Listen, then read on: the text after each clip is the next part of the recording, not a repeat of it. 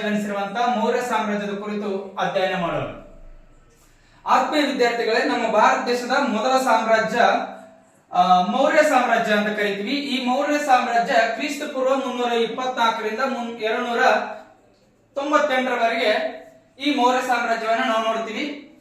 ಈ ಮೌರ್ಯ ಸಾಮ್ರಾಜ್ಯದ ಸ್ಥಾಪಕ ಯಾರು ಅಂತ ಹೇಳಿದ್ರೆ ಚಂದ್ರಗುಪ್ತ ಮೌರ್ಯ. ಈ ಮನೆತನದ ಸಾಮ್ರಾಜ್ಯದ ಸ್ಥಾಪಕ ಚಂದ್ರಗುಪ್ತ ಮೌರ್ಯ ಅಂತ ಕರಿತೀವಿ. ಚಂದ್ರಗುಪ್ತ ಮೌರ್ಯನು ಪಾಟಲಿಪುತ್ರದಲ್ಲಿ ಬರುವಂತ ಪಿಪ್ಪಿಲಿವನದ ಮಯೂರ ಪಂಗಡಕ್ಕೆ ಸೇರಿದ ವ್ಯಕ್ತಿ. ಈ ಮಯೂರ ಪಂಗಡಕ್ಕೆ ಸೇರಿರುವಂತಹ ವ್ಯಕ್ತಿ ಬಗ್ಗೆ ನಾವು ತದನಂತರ ಕಾಲದಲ್ಲಿ ಅಧ್ಯಯನ ಮಾಡೋಣ. ಮುಂಚಿತವಾಗಿ ಈ ಮೌರ್ಯ ಸಾಮ್ರಾಜ್ಯದ ಸ್ಥಾಪಕ ಚಂದ್ರಗುಪ್ತ ಮೌರ್ಯ, ರಾಜಧಾನಿ ಪಾಟಲಿಪುತ್ರ ಅಂತ ನೋಡ್ತೀವಿ.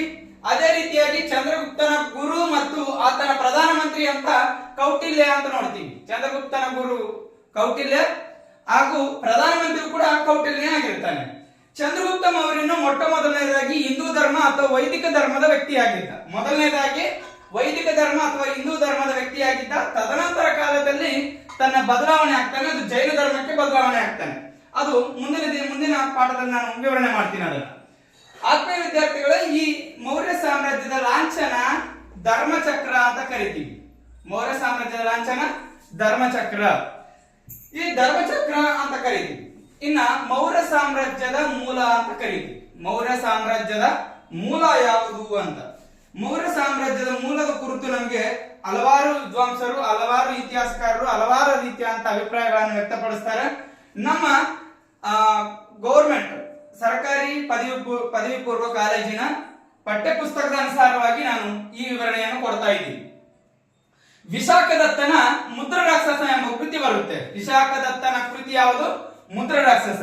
ಈ ಮುದ್ರ ರಾಕ್ಷಸ ಕೃತಿಯಲ್ಲಿ ಇವನ ಕುರಿತು ಅಂದ್ರೆ ಚಂದ್ರಗುಪ್ತ ಮೌರ್ಯನ ಕುರಿತು ಮಯೂರ ಸುತ ಎಂದು ಕರೆದಿದೆ. ಮಯೂರ ಸುತ ಅಂತ.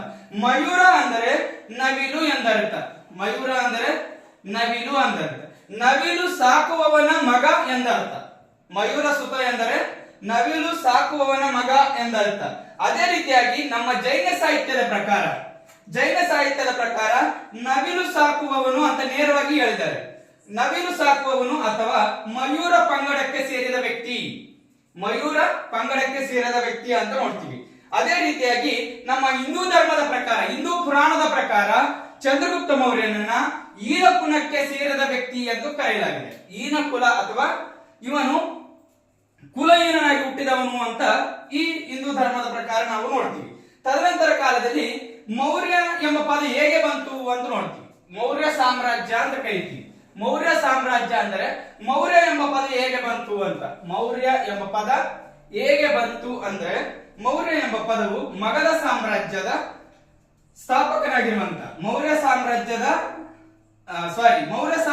ಎಂಬ ಪದವು ಮಗಧ ಸಾಮ್ರಾಜ್ಯದ ರಾಜನಾಗಿರುವಂತ ಮಹಾಪದ್ಮನಂದ ಅಂತ ಇರ್ತಾನೆ. ಮಗಧ ಸಾಮ್ರಾಜ್ಯ ಸ್ಥಾಪಕ ಮಹಾಪದ್ಮನಂದನ ಮಗ 9 ಜನರು. ಎಷ್ಟು ಜನರು? 9 ಜನರು. ಅದರಲ್ಲಿ ಮಹಾಪದ್ಮನಂದನ ಮಗನ ಕೊನೆಯ ದೊರೆ ಯಾರು ಅಂತ ಹೇಳಿದ್ರೆ ಧನಾನಂದ ಅಂತ ನೋಡ್ತೀವಿ. ಧನಾನಂದ ಅಂತ. ಈ ಧನಾನಂದನ ಉಪಪತ್ನಿ ಅಥವಾ ಉಪಪತ್ನಿ ಅಂತ ಕರಿತೀವಿ ಅವರನ್ನು. ಪಟ್ಟದ ರಾಣಿ ಅಲ್ಲ, ಉಪಪತ್ನಿ ಎನ್ನಲಾದಂತ ಮುರ ಎಂಬಾಕಿ ಇರ್ತಾಳೆ. ಆ ಮುರ ಎಂಬಾಕಿಯ ಮಗ ಯಾರು ಅಂತ ಹೇಳಿದ್ರೆ ಚಂದ್ರಗುಪ್ತ ಮೌರ್ಯ, ಉಪಪತ್ನಿಯ ಮಗ. ಮಗಧ ಸಾಮ್ರಾಜ್ಯದ ಧನಾನಂದನ ಉಪಪತ್ನಿಯ ಮಗ ಯಾರು ಅಂತ ಹೇಳಿದ್ರೆ ಚಂದ್ರಗುಪ್ತ ಮೌರ್ಯ. ನಾವು ಇಂಡೈರೆಕ್ಟ್ ಆಗಿ ಹೇಳ್ಬೋದು, ಈ ಚಂದ್ರಗುಪ್ತನ ತಂದೆ ಯಾರು ಅಂತ ಹೇಳಿದ್ರೆ ಧನಾನಂದ ಅಂತ.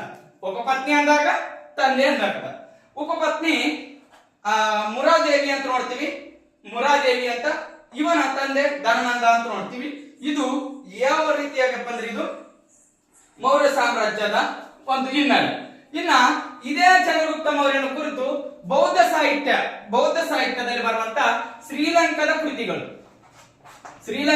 ಕೃತಿಗಳು ದೀಪವಂಶ ಮತ್ತು ಮಹಾವಂಶ ಅಂತ ಕರಿತೀವಿ.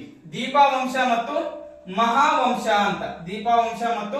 ಮಹಾವಂಶದ ಪ್ರಕಾರ ಪಿಪ್ಪಿಲವನವನ್ನು ಆಳುತ್ತಿದ್ದ. ಈ ಪಿಪ್ಪಿಲವನ ಎಲ್ಲಿ ಬರುತ್ತಪ್ಪ ಅಂದ್ರೆ ಪಾಟಲಿಪುತ್ರದಲ್ಲಿ ಬರುತ್ತೆ. ಪಿಪ್ಪಿಲಿವನದ ಪಿಪ್ಪಿಲವನ ಆಳುತ್ತಿದ್ದ ಮೌರ್ಯ ಪಂಗಡಕ್ಕೆ ಸೇರಿದ. ನಾನು ಹೇಳಿದೆ ಮೌರ್ಯ ಅನ್ನೋದು ನವಿಲು ಸಾಕುವವನು ಅಥವಾ ಕ್ಷತ್ರಿಯ ಕುಲಕ್ಕೆ ಅಂತ ಕರಿತೀವಿ. ಕ್ಷತ್ರಿಯರಂದ್ರೆ ಆಳ್ವಿಕೆಗೆ ಸಂಬಂಧಪಟ್ಟವರು ಎಂದರ್ಥ. ಕ್ಷತ್ರಿಯರಂದ್ರೆ ಆಳುವವರು. ಬ್ರಾಹ್ಮಣರು ಏನ್ ಮಾಡ್ತಾರೆ, ಪಾಂಡಿತ್ಯವನ್ನ ಅಥವಾ ಪುರೋಹಿತನ ಅಥವಾ ಪೂಜೆ ಮಾಡ್ತಾರೆ. ಕ್ಷತ್ರಿಯರು ರಾಜ್ಯಭಾರ ಮಾಡ್ತಾರೆ. ವೈಶ್ಯರು ವ್ಯಾಪಾರ ಮಾಡ್ತಾರೆ. ಶೂದ್ರರು ಮೇಲಿನ ವರ್ಗಕ್ಕೆ ಎಲ್ಲಕ್ಕೂ ಕೂಡ ಕೆಲಸ ಮಾಡುವವರು ಅಂದ್ರೆ ನಿಮ್ಮೆಲ್ಲರೂ ಗೊತ್ತಿದೆ. ಕ್ಷತ್ರಿಯರು ಅಂತ ಹೇಳಿದ್ರೆ ಕ್ಷತ್ರಿಯ ಕುಲಕ್ಕೆ ಸೇರಿದ ವ್ಯಕ್ತಿ ಯಾರು ಅಂತ ಹೇಳ್ತೈತೆ ಬೌದ್ಧ ಧರ್ಮ ಚಂದ್ರಗುಪ್ತ ಮೌರ್ಯ ಅಂತ ಹೇಳ್ತೀವಿ. ಚಂದ್ರಗುಪ್ತ ಮೌರ್ಯ ಅಂತ ಕರಿತೀವಿ. ಚಂದ್ರಗುಪ್ತ ಮೂಲದ ಕುರಿತು ಈ ರೀತಿಯಾಗಿ ನಮ್ಗೆ ತಿಳಿದು ಬರ್ತೈತೆ. ಚಂದ್ರಗುಪ್ತನ ತಾಯಿ ಮುರಾದೇವಿ ಯಾರ ಉಪಪತ್ನಿ ಅಂದ್ರೆ ಧನನಂದನ ಉಪಪತ್ನಿ. ಯಾವ ಪಂಗಡ ಅಂದ್ರೆ ಕ್ಷತ್ರಿಯರ ಪಂಗಡ. ಇವನು ನವಿಲು ಸಾಕುವವನ ಒಂದು ಕುಟುಂಬಕ್ಕೆ ಸೇರಿದವನು ಅಂತ ನೋಡ್ತೀವಿ. ರೈಟಾ? ಇದರ ಕುರಿತು ನಮಗೆ ವಿಶಾಖದತ್ತನ ಮುದ್ರಾ ರಾಕ್ಷಸ ಮಾಹಿತಿ ನೀಡ್ತೈತೆ. ಬೌದ್ಧ ಸಾಹಿತ್ಯಗಳಾದ ದೀಪವಂಶ, ಮಹಾವಂಶ ಮಾಹಿತಿ ನೀಡ್ತೈತೆ.